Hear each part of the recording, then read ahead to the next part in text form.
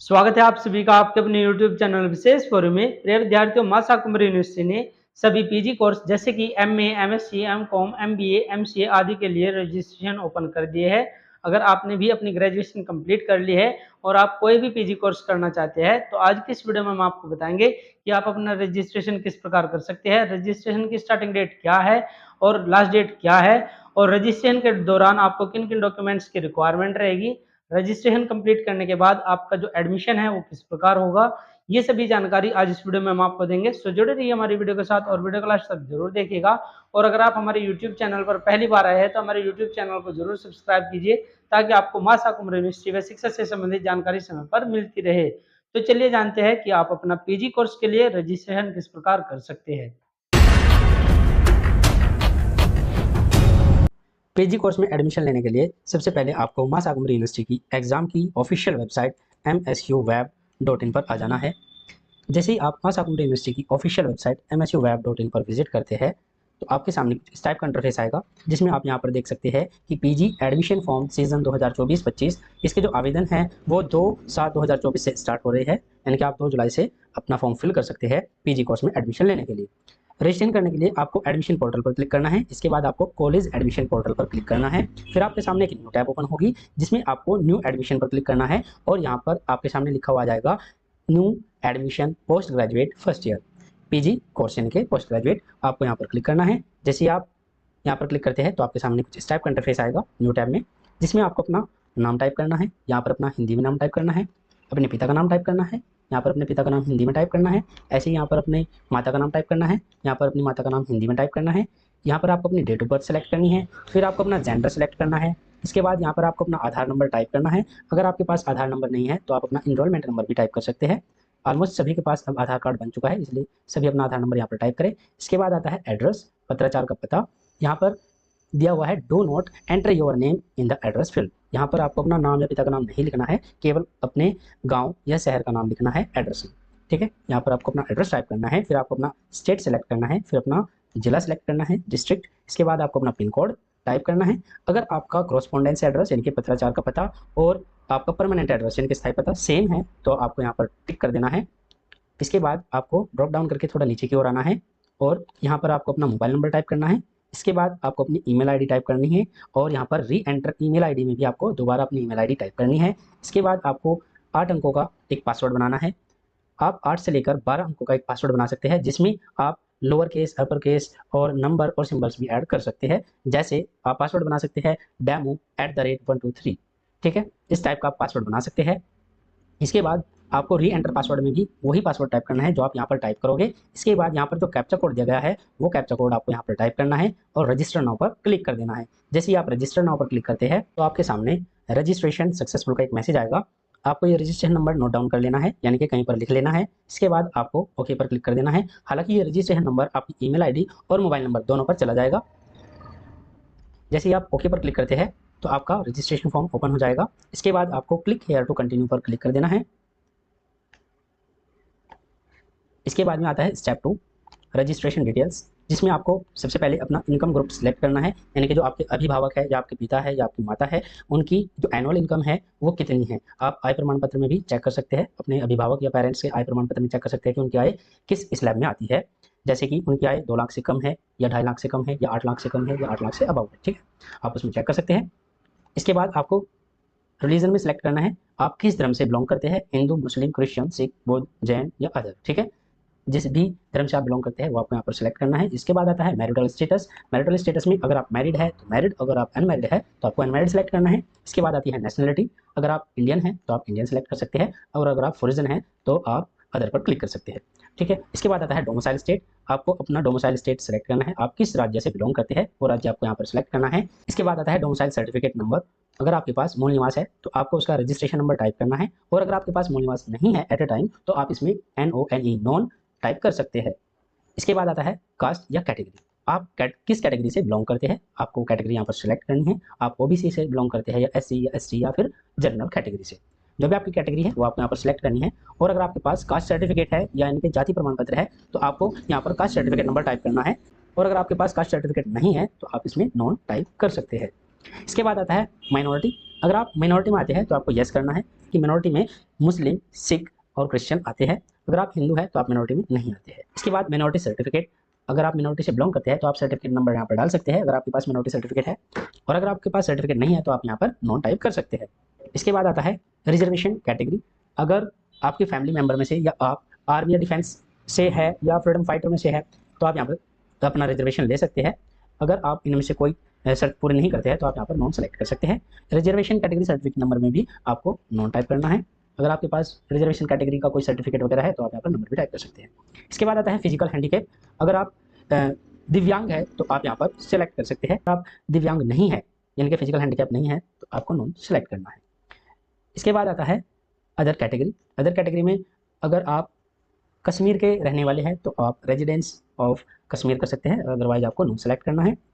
इसके बाद आता है स्पोर्ट कोटा। स्पोर्ट्स का अगर वो है तो आप यहाँ पर यस सेलेक्ट कर सकते हैं, और अगर आपके पास स्पोर्ट का कोई सर्टिफिकेट नहीं है तो आपको यहाँ पर नो सेलेक्ट करना है। इसके बाद आता है यूनिवर्सिटी क्लेम। अगर आप वार्ड ऑफ एमएस यूनिवर्सिटी या एफिलिएटेड कॉलेज स्टाफ से बिलोंग करते हैं तो आप इनमें से इनका चयन कर सकते हैं। अगर आप इनमें से नहीं है तो आप नॉन सेलेक्ट कर सकते हैं। इसके बाद आता है एनसीसी क्लेम्ड। अगर आपके पास एनसीसी का कोई भी सर्टिफिकेट है, बी हो या सी हो, तो आप इसे लगा सकते हैं। अगर आपके पास एनसीसी सर्टिफिकेट नहीं है तो आपको नो सेलेक्ट करना है। ऐसे ही एनएसएस है। अगर आपके पास एनएसएस का कोई सर्टिफिकेट है तो आप यहाँ पर लगा सकते हैं। अगर आपके पास सर्टिफिकेट नहीं है तो आपको नॉन सेलेक्ट करना है। ऐसे आता है स्काउटिंग क्लेम्ड। अगर आपके पास स्काउटिंग का कोई सर्टिफिकेट वगैरह है तो आप यहाँ पर उसे सेलेक्ट कर सकते हैं, अदरवाइज आप यहाँ पर नॉन सेलेक्ट कर सकते हैं। इसके बाद आता है most important ABC ID, academic bank of credits. ABC की फुल फॉर्म होती है एकेडमिक बैंक ऑफ क्रेडिट्स। अगर आपके पास एबीसी आईडी है तो आपको एबीसी आईडी यहाँ पर मेंशन करनी होगी। अगर आपके पास नहीं है तो आप यहाँ पर नॉन टाइप कर सकते हैं, लेकिन हम आपको रिकमेंड करेंगे कि आप अपनी एबीसी आईडी बना ले और उसे यहाँ पर एंटर करें। क्यों? क्योंकि एबीसी आईडी बहुत जरूरी है सभी विद्यार्थियों के लिए, और सभी यूनिवर्सिटी, जितनी भी इंडिया के अंदर यूनिवर्सिटी है, सभी की गाइडलाइन में बताया गया है कि सभी बच्चों को एबीसी आईडी बनाना अनिवार्य है। तो इसलिए हम आपको सजेस्ट करेंगे कि 1 मिनट लगती है एबीसी आईडी बनाने में, उसे यहाँ पर टाइप करें। अगर आप ये जानना चाहते हैं कि एबीसी आईडी कैसे बनाएं तो आप हमारे यूट्यूब चैनल पर विजिट कर सकते हैं। हमने वहाँ पर प्रोसेस बताया हुआ है। मात्र आप 1 मिनट में अपनी एबीसी आईडी बना सकते हैं बड़ी आसानी से। ठीक है। इसके बाद आता है माइग्रेशन सर्टिफिकेट। जहाँ से भी आपने अपनी ग्रेजुएशन पास की है तो वहाँ से आपको माइग्रेशन सर्टिफिकेट मिला होगा, तो उसका नंबर आपको यहाँ पर टाइप करना है। अगर आपके पास माइग्रेशन सर्टिफिकेट नहीं है तो आप यहाँ पर भी नॉन टाइप कर सकते हैं। ठीक है। इसके बाद आता है मीडियम ऑफ एग्जामिनेशन। आप पेपर देना किस लैंग्वेज में पसंद करोगे, हिंदी में, इंग्लिश में, वो आपको यहाँ पर सेलेक्ट करना है। इसके बाद आता है मीडियम ऑफ इंस्ट्रक्शंस कम्युनिकेशन। आप किस माध्यम में कम्युनिकेशन करना पसंद करोगे, आपको वो लैंग्वेज यहाँ पर सेलेक्ट करनी है। इसके बाद आता है ब्लड ग्रुप। आप सभी बच्चों को पता होना चाहिए कि आपका ब्लड ग्रुप क्या है, क्योंकि ब्लड ग्रुप एक ऐसा केस होता है कि कभी भी किसी को भी जरूरत पड़ सकती है। इसलिए आप पढ़े लिखे हो, शिक्षित हो, इसलिए आप सभी बच्चों को अपना ब्लड ग्रुप पता होना चाहिए।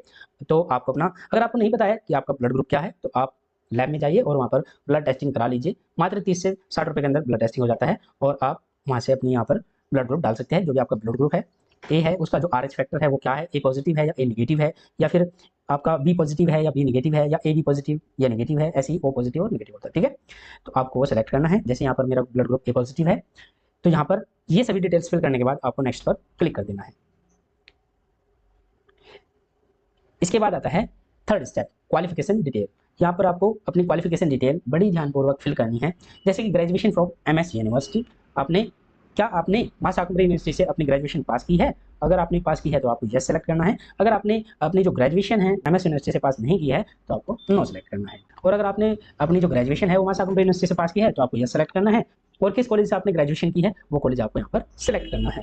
इसके बाद आता है ग्रेजुएशन स्टेट, आपने ग्रेजुएशन किस राज्य से की है वो सिलेक्ट करना है। इसके बाद आता है 12th स्ट्रीम विद इकोनॉमिक्स और मैथ्स एज मेन सब्जेक्ट। क्या आपकी 12वीं जो कक्षा है वो इकोनॉमिक्स या फिर मैथ्स से है?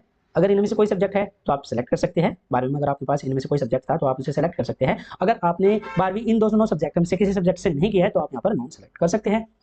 इसके बाद आता है honours degree in which the subjects which admission in being at post graduate level. यानी कि जिस सब्जेक्ट से आप पीजी कोर्स यानी कि पोस्ट ग्रेजुएट कोर्स करना चाहते हैं, क्या वो सब्जेक्ट आपका ग्रेजुएशन में था? तो आप यहाँ पर अगर उसी सब्जेक्ट से आप अपनी पोस्ट ग्रेजुएशन करना चाहते हैं तो आपको यस करना है, अदरवाइज यहाँ पर आपको नो सेलेक्ट करना है। जैसे कि सपोज कीजिए आपका जो मेन सब्जेक्ट था वो मैथ था ग्रेजुएशन में, और आप मैथ से ही पीजी कोर्स करना चाहते हैं तो आप यस कर सकते हैं। अगर आप अदर सब्जेक्ट से अपना पीजी डिग्री करना चाहते हैं तो आप यहाँ पर नो सेलेक्ट करना है। इसके बाद आता है हाई स्कूल और इक्विवेलेंट। यहाँ पर आपको अपनी हाई स्कूल की डिटेल डालनी है, जैसे कि आपका हाई स्कूल का बोर्ड कौन सा था, passing year, roll number, maximum marks, obtain mark, percentage automatic आ जाएगी, सब्जेक्ट कौन कौन से थे हाई स्कूल में आपके पास। ऐसे ही इंटर की डिटेल्स, इंटर आपने किस बोर्ड से पास की है, पासिंग ईयर क्या है, रोल नंबर क्या है, मैक्सिमम मार्क्स कितने में से, और ऑब्टेन मार्क्स कितने आपके नंबर आए हैं, परसेंटेज ऑटोमेटिक आ जाएगी। इसके बाद सब्जेक्ट्स 12वीं कक्षा में जो आपके पास सब्जेक्ट थे। इसके बाद आती है ग्रेजुएशन। ग्रेजुएशन में आपके पास कौन सा कोर्स था वो आपको यहाँ पर सिलेक्ट करना है। इसके बाद आपको यूनिवर्सिटी सेलेक्ट करनी है, पासिंग ईयर सेलेक्ट करना है, रोल नंबर टाइप करना है, मैक्सिमम मार्क्स कितने थे और कितने आपके नंबर आए हैं वो टाइप करने हैं। इसके बाद सब्जेक्ट, ग्रेजुएशन में आपके पास कौन कौन से सब्जेक्ट थे वो टाइप करने हैं। इसके बाद आता है यूजी के फर्स्ट सब्जेक्ट, क्योंकि आपको पता है कि यूजी जो कोर्स है, अंडर ग्रेजुएट जो कोर्स है, यानी कि जो आपकी प्रीवियस क्लास थी उसमें मैन, जैसे कि हम बीए करते हैं तो उसमें मैन 3 सब्जेक्ट होते हैं, ठीक है। और अगर हम बीएससी करते हैं उसमें भी मैन 3 सब्जेक्ट होते हैं। तो इसमें यूजी के जो सब्जेक्ट है वो यहाँ पर आपको सेलेक्ट करने हैं। जैसे कि पहले यहाँ पर मेरे पास सोशियोलॉजी था और दूसरा मेरे पास यहाँ पर था एजुकेशन, तो मैं यहाँ पर एजुकेशन सेलेक्ट करूँगा। यहाँ पर आता है मैक्सिमम मार्क्स कितने और आपके कितने नंबर यहाँ पर आए हैं तो यहाँ पर आपको टाइप करना है, परसेंटेज ऑटोमेटिक आ जाएगी। तीसरा सब्जेक्ट आपके पास क्या था, जैसे कि मेरे पास हिस्ट्री थी तो मैंने हिस्ट्री सेलेक्ट की। कितने में से आपके कितने नंबर आए वो यहाँ पर आपको सेलेक्ट करना है। इसके बाद आपको सेव एंड नेक्स्ट पर क्लिक कर देना है। इसके बाद यहाँ पर आता है 5th step, upload photo and sign. यहाँ पर आपको अपना फोटो अपलोड करना है जो कि 20 से 100 KB के बीच होना चाहिए। यहाँ पर आपको अपने सिग्नेचर अपलोड करने हैं जो कि आपके पास 10 से 20 KB के बीच होना चाहिए। इसके बाद आपको अपनी 12th की मार्कशीट यहाँ पर अपलोड करनी है जिसका साइज 100 से 500 KB के बीच होना चाहिए। ये सभी डॉक्यूमेंट्स अपलोड करने के बाद आपको फाइनल सबमिट पर क्लिक कर देना है। तो आपके सामने कुछ इस टाइप का इंटरफेस आएगा जिसमें आप यहाँ पर चेकआउट कर सकते हैं कि आपकी जो सभी डिटेल्स है वो फिल हो चुकी है। टोटल इसमें 5 स्टेप्स थे और 5 स्टेप यहाँ पर कंप्लीट हो चुके हैं। अब आपको सेलेक्ट करना है जिस कोर्स में आप एडमिशन लेना चाहते हैं वो कोर्स। जैसे कि आप यहाँ पर देख सकते हैं कि मैं किन किन कोर्स के लिए एलिजिबल हूँ। मैं MA एजुकेशन से कर सकता हूँ, हिस्ट्री से कर सकता हूँ, पॉलिटिकल साइंस से कर सकता हूँ, सोशोलॉजी से कर सकता हूँ और MCOM कर सकता हूँ। तो यहाँ पर जो भी आपकी क्वालिफ़िकेशन है, यानी कि ग्रेजुएशन की क्वालिफ़िकेशन जो भी आपकी थी उसी के आधार पर यहाँ पर जिस कोर्स के लिए आप एलिजिबल होंगे वे कोर्स यहाँ पर शो आउट हो जाएंगे। आप केवल इन्हीं कोर्स को कर सकते हैं। तो जिस कोर्स में भी आप एडमिशन लेना चाहते हैं उस कोर्स के सामने आपको टिक लगाना है और click here to make online payment पर क्लिक कर देना है। जैसे आप इस फॉर्म की जो पेमेंट है वो ऑनलाइन कर देते हैं तो यहाँ पर प्रिंट रजिस्ट्रेशन फॉर्म के नीचे यहाँ पर प्रिंट का ऑप्शन आ जाएगा। आपको अपने फॉर्म का प्रिंट आउट निकाल लेना है और जिस कॉलेज में आप एडमिशन लेना चाहते हैं उस कॉलेज में आपको ये एप्लीकेशन फॉर्म जमा करा देना है लास्ट डेट से पहले। हालांकि लास्ट डेट अभी मां साकुम्बरी यूनिवर्सिटी ने अनाउंस नहीं की है, तो आप जब भी आप अपना फॉर्म फिल करें तो तुरंत या फिर अगले दिन उसको अपने संबंधित कॉलेज में, जिस कॉलेज में आप एडमिशन लेना चाहते हैं उस कॉलेज में से जमा करा दें। इसके बाद की जो प्रक्रिया रहेगी वो मेरिट बेस्ड रहेगी और समय समय पर हम आपको इन्फॉर्म करते रहेंगे कि इसका एडमिशन प्रोसेस क्या रहेगा, एडमिशन आपका कब तक होगा, कैसे आपका एडमिशन होगा। टोटल जानकारी हम आपको अपने चैनल के माध्यम से देते रहेंगे। तो इस वीडियो में हमें आपको बताया कि आप अपना PG कोर्स के लिए एडमिशन फॉर्म किस प्रकार फिल कर सकते हैं। अगर आपको फॉर्म भरने से संबंधित कुछ भी पूछना है तो आप हमें कमेंट बॉक्स में कमेंट कर सकते हैं और जिस कॉलम में आपको त्रुटि आ रही है उस कॉलम के बारे में आप जानकारी ले सकते हैं। हम आपको बेहतर से बेहतर जानकारी देने का प्रयास करेंगे। सो डियर स्टूडेंट्स, ये कुछ इंपॉर्टेंट जानकारी थी जो कि हमने आपके साथ शेयर की। अगर आपको मां साकुम्बरी यूनिवर्सिटी से संबंधित या एडमिशन फॉर्म से संबंधित कुछ भी पूछना है तो आप हमें कमेंट बॉक्स में कमेंट कर सकते हैं। हम आपको बेहतर से बेहतर आंसर देने का प्रयास करेंगे। So dear students, thanks for watching. We will meet you next video with next topic. Thank you.